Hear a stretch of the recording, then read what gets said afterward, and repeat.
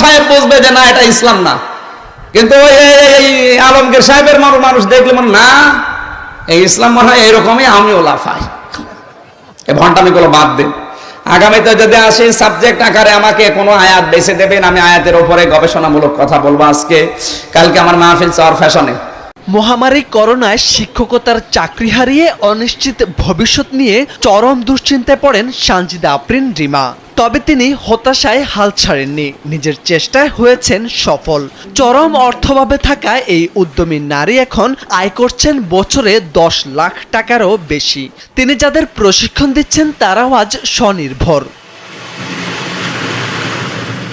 Finance and ব্যাংকিংয়ে স্নাতকোত্তর করেছিলেন সানজিদা আফরিন। এরপর ঢাকার উত্তরায় একটি বেসরকারি মাধ্যমিক বিদ্যালয়ে শিক্ষকতা শুরু করেন, কিন্তু করোনা মহামারীর কারণে সেই চাকরি হারান তিনি। হঠাৎ বেকারত্বে হতাশায় ডুবে যান সানজিদা।